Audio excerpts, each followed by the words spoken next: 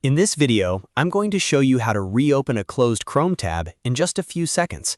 This is one of the quickest Chrome shortcuts you can learn, and it can save you a lot of time if you accidentally close a tab you still need. Whether it was an important website, a work page, or something you were reading, Chrome makes it really easy to bring it back.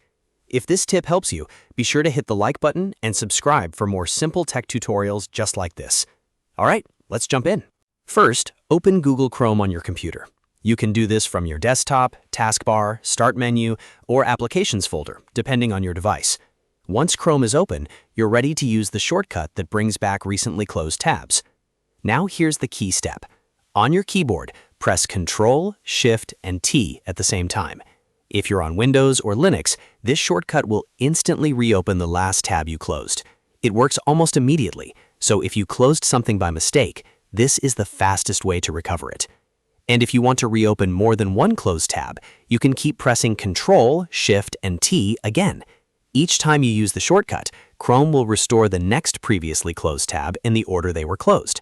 So if you accidentally closed several tabs in a row, just repeat the shortcut until everything you need is back on screen.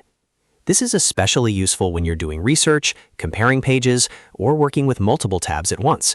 Instead of searching for the same pages again, you can recover them in seconds with one simple keyboard shortcut.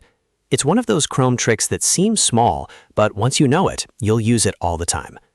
If the shortcut doesn't seem to work right away, make sure Chrome is the active window and that you're pressing the keys together correctly. Also remember that the more tabs you reopen, the farther back Chrome will go through your closed tab history. So that's it. Now you know how to reopen a closed Chrome tab and how to restore multiple closed tabs just by using the keyboard. If you found this helpful, please like the video, subscribe to the channel, and turn on notifications so you don't miss the next easy Chrome tutorial. Thanks for watching, and I'll see you in the next one.